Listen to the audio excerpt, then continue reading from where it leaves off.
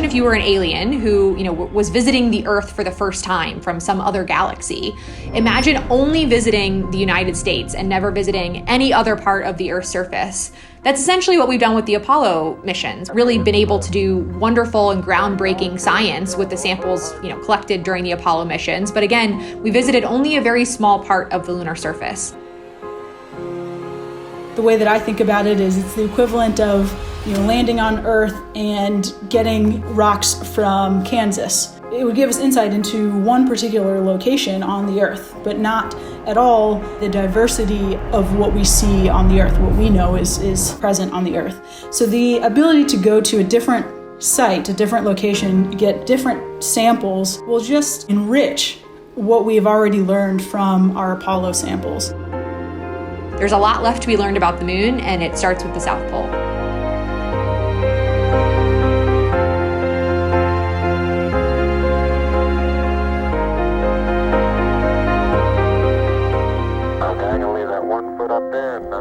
Artemis astronauts will fulfill a different mission in a unique environment. While the Apollo astronauts who visited the moon's surface between 1969 and 1972 landed near the equator, Artemis astronauts will venture to the moon's South Pole region. Frigid, rugged, and with unique light and darkness conditions that make it an ideal location for exploration. The South Pole region is also home to the rim of the moon's largest, oldest, and deepest crater, called South Pole Aitken. It takes up almost a quarter of the moon, and is so deep, it exposes portions of the moon's interior. Yeah, the South Pole it's fascinating. There are some very unique types of rocks that are at the South Pole that will allow us to understand the entire history, not just of the moon, but potentially of the solar system. Very early on in lunar history, we think that there was this increased period or very intense period of huge material hitting the surface of the moon, creating these really large craters or like giant holes, which we actually call basins. So getting a sample of impact melt from this basin would kind of help us bracket that early period of time. The moon's South Pole region has resources that are vital for long-term exploration. Because the moon is barely tilted relative to the sun hovers over the horizon at the South Pole. Imagine a flashlight turned on, laying on a table. That's how the sun illuminates the South Pole. Light at the South Pole strikes at such a low angle, it brushes only areas of higher elevation, such as crater rims. These locations have sunlight for extended periods of time to harness for power. At the same time, the bottoms of some deep craters are shrouded in constant darkness. Scientists have measured the coldest temperatures in the solar system inside these craters, which have become known as perfect environments for preserving water for eons. Over time, there's individual molecules of water and carbon dioxide and other gases that actually bounce around the surface of the moon. And when they get to one of these cold spots, they actually get stuck. So we call those places cold traps. And if you do that for millions and even billions of years, you can actually build up a pretty significant deposit of water and other ices. From an exploration perspective, if we can understand just how much water there is and where it is and how to get it out of the regolith of the moon, we can turn it into really important things like drinking water for astronauts and even rocket fuel to take them back home. So really understanding these resources and how to use them is one of the objectives of the Artemis program, and it's what makes the South Pole of the moon so exciting. We know the moon in incredible detail, thanks in large part to NASA's Lunar Reconnaissance Orbiter, or LRO. LRO has been circling the moon since 2009. It's the longest-lived spacecraft there. Through tens of thousands of orbits and data from 7 instruments, LRO has mapped the moon's temperature, geology, radiation environment, and is providing insight on how the moon is changing over time.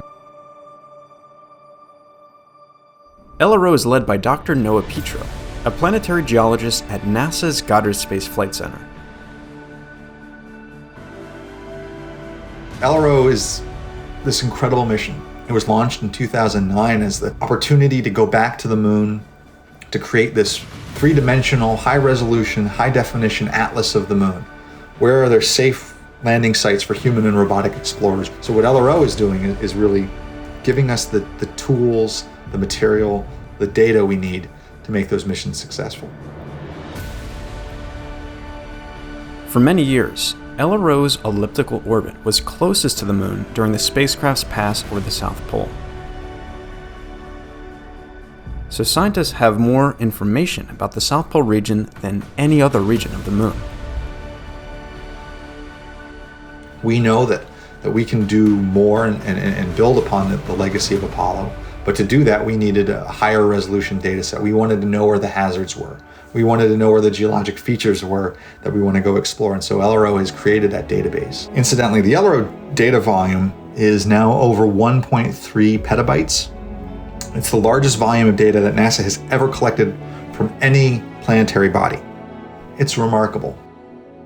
And what we've done now in support of Artemis, in support of other NASA missions to the moon, is we've created special maps. We share them with the public, and we share them with the various engineers and scientists who are going to help enact and make Artemis a reality.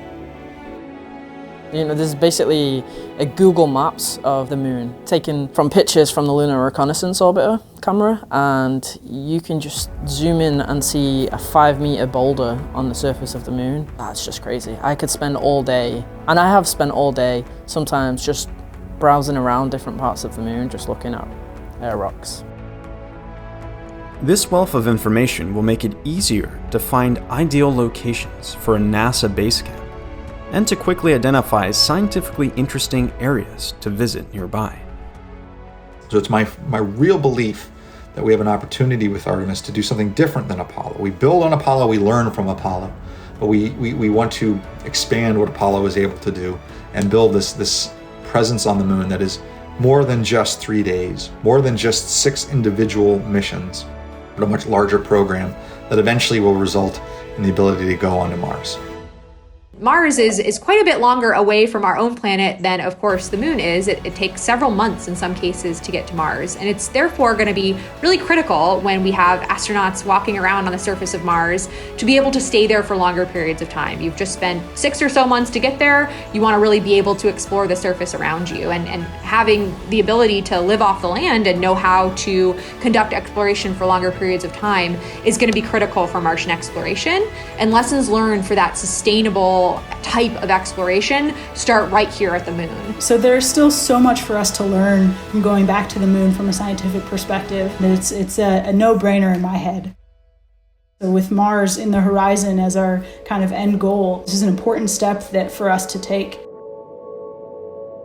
And then also just kind of from a human aspect, we all have this kind of intrinsic desire to explore. I think it's in all of us and certainly in us as a society. And so I think setting our sights on something and accomplishing this goal together is really important just for international relations, for, just coming together as a humankind, the human spirit. I think that's a piece of what we're doing that we can't ignore as well. I have 3 kids, aged 10, 6, and 2. I talk about space often with them. The great thing that my parents did for me was let me find my path. I also look at my daughter and I think, okay, Amelia, she keeps saying she wants to be a firefighter, a construction worker, and an astronaut. And I said, well, Amelia, you can do all 3 and be an astronaut. Well, when you're an astronaut, you got to learn how to fight a fire in space. You got to learn how to build stuff. So you got to do all those things. What they'll become, I'm so excited to find out. But I have no idea what they're gonna end up gravitating towards. So why is the moon my favorite body to study? I think growing up, you could always see it in the sky. You could see some beautiful stars and maybe Mars or Jupiter as like small little dots, but the moon is just there in all its glory. It's like our nearest and dearest neighbor, and you can even with the naked eye, you could start picking out features on the moon. I think that was really cool.